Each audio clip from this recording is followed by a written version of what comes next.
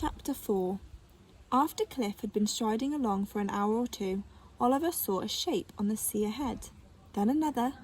They looked like small, stony islands, but he couldn't be certain of that anymore. He pointed the island out to Iris.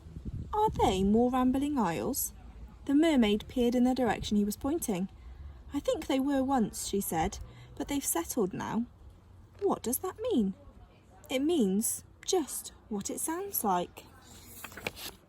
Some of them lose the urge to keep wandering. They give up collecting bits and pieces for their Seawigs, and once they stop moving, they sort of take root. Silt and sand pile up around their feet, and weed grows on them, and coral, and there they stay. One of the settled islands was quite close now. Looking down through the waves, Oliver thought he could see its stony face blurred by weed and masked with barnacles. Are they dead? He asked, or just asleep? They're settled, said Iris. They are just islands now. I hope Cliff never settles, said Oliver. I like him rambling about. I wouldn't want him to be just an island. Oh, don't worry, said Iris, and swished her tail in the rock pool, cleaning the sand from between her scales. Once he has the water mole on top of him, he'll win for sure. It'll be completely brilliant. Oliver nodded, hoping she was right. Then a bad thought struck him. Iris, how can you find your way back to this submarine wreck if you can't find your way home? I can smell it, silly, said Iris. It's in a very smelly patch of sea. Can't you smell it yet? Oliver sniffed. Sure enough, there was a scent on the air of green things growing and rotting. Hour by hour the scent grew, stronger, and that afternoon they saw a darkness that lay like a green shadow on the sea ahead. Soon it stretched from horizon to horizon. As they entered its outer fringes, Oliver realised that the whole face of the ocean was clogged with drifting weed. We must be in Sargasso Sea, he said excitedly. Sailors fear it because their ships get beclaimed here, and the weeds tangle around them and trap them. No, this is a completely different place, said Iris. It's called the Sarcastic Sea. The sailors fear it because the weed keep making horrid, hurtful comments about them. Sure enough, as Cliff carried them deeper into the weed, they began to hear its little mocking voices calling out to them. Oh, a mermaid! That's just what we need. And nice Seawig, mate. And I loved that inflatable dinghy. Orange is such a tasteful colour. And you could tell that it didn't mean any of the things it said. In fact, it meant exactly the opposite, and all its comments were followed by scornful sniggers or whispery conversations that ended in laughter. The weed of the Sarcastic Sea was very sarcastic weed indeed. As Cliff ploughed onwards, great lumps of the stuff began piling up on his beaches, and Oliver noticed that, as well as the little bladders that helped to keep ordinary types of seaweed afloat, its strands were dotted with beady eyes, which all looked witheringly at him. He took out a notebook and made a sketch, knowing that his mum and dad would be interested when he found them. Oh, nice notebook, said a bit of weed which he was drawing. I wish I could draw like that, said another bit. Not. Oi, they squeaked. Watch the beak. Ow! But the weed did not much like being snagged on Cliff's beaches, because once they were out of the waves, Mr. Culpepper stalked around pecking at the tiny crabs and water bugs which lived among them. Oliver felt sorry for the weed, and he and Iris began making their way around Cliff shores, shoveling it back into the waves and getting precious little thanks. The floating weed soon learned to keep out of the way of the oncoming island and drew back to make a path for Cliff. And by the time Iris told him to stop, there was a broad patch of clear water all around him. This is the place, the mermaid said. Are you sure? Asked Oliver. This bit of Sarcastic Sea looks just the same as the rest of them. Two currents meet here, replied Iris primly. The sea smells different. The water mole is right beneath us. Come and see for yourself if you don't believe me. So Oliver fetched his swimming things and goggles, took a deep breath and plunged after Iris into the waves, where a few small, left-behind strands of seaweed still floated, sniggering. Those swimmers really suit you, I don't think. With a flick of her tail, Iris went racing down into the green shadows. She was clumsy thing on dry land, but in the water she was lithe and nimble.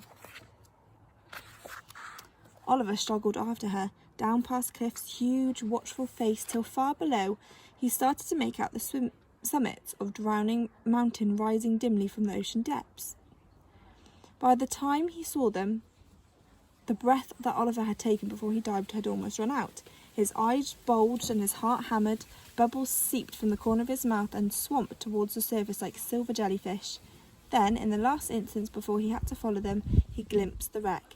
The water mole lay on the rocky top of one of those mountains. Weed and coral had transformed its hull into a strange underwater cathedral.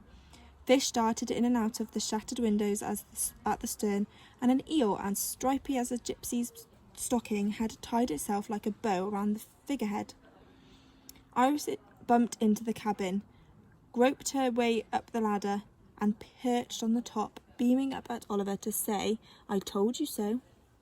But Oliver could stay no longer in the underwater world. He kicked his legs and shot back to the surface in a rush of bubbles, bursting into the sunshine and taking deep gulps of fresh, delicious air. Cliff rose out of the sea beside him, with the falls of white water cascading off his brow. "It's there," said Oliver, treading water in front of the island's nose. "It's lovely. It will make an awesome wig." But how were they going to lift it? Raising wrecks was difficult. Oliver knew that. He'd seen Cliff's clumsy, stony hands as he was afraid they'd crush the water mole to splinters if Cliff simply tried to pick it up. "You must go down to it," he said. "Go undersea," said Cliff, eyes widening. "But what about my sands, my shells, my bits of rope?" "They'll all wash off if I go under. And more to the point, what about my nest?" demanded Mr. Culpepper, circling around above Oliver's head. "I know," said Oliver. He scrambled back onto Cliff's beaches and quickly gathered everything that looked as if it might float away, including the albatross's nest. He dumped it all into the dinghy and then climbed in with it. Then, while Iris saw him about directing things, she wasn't much help because her eyesight was even worse underwater than it was above, but she liked to feel important. Cliff knelt down on his gigantic underwater knees and let the waves of the sarcastic sea swirl over his head. Oliver put on his goggles again and hung over the edge of his dinghy with his face in the sea as the water lifted it. Down in the green gloom far below, he saw Cliff carefully edge his way towards the wreck and glimpse a flash of Iris's rainbow tail as she circled gesturing at Cliff to move left a bit, right a bit, stop, come forward. She didn't realise that she had her back to Cliff. She was actually gesturing at a confused-looking whale which just happened to be passing. Cliff went right up to the wreck. He nudged it with his head and tugged at it with his stumpy, stony arms. At last, it shifted and rolled gently sideways. Oliver jumped. "That's it," he hooted. Although Oliver knew the rambling isle couldn't hear him. "You've done it now, come up." Cliff settled the weight of the ancient submarine on its head and began to rise carefully, with swirls of sand glittering in the sea around him. He came up under the dinghy in a great roaring and rushing and bubbling of water and a flopping and floundering of stranded fishes. Most of them were washed back into the sea as Cliff continued to rise and the waters poured off him.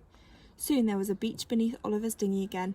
On the top of Cliff's head lay the water mole, all wet and startling and shining in the sunlight. The striped eel had slithered off and glided bowsprit gleamed faintly, pointing at the sky. It was the finest wig an island ever wore. "Yay!" shouted Oliver, jumping up out of the dinghy and doing a victory dance among the rock pools. "Yay!" shouted Iris, flopping ashore and wringing out her hair. "Yay!" rumbled Cliff, and "Yay!" crawled Mr. Culpepper. Only the sarcastic strands of floating weed were more unimpressed. "Shabby," they complained, still keeping a safe distance from Cliff's shores. "Shipwrecks are so last season," but they were only seaweed, so who cared what they thought?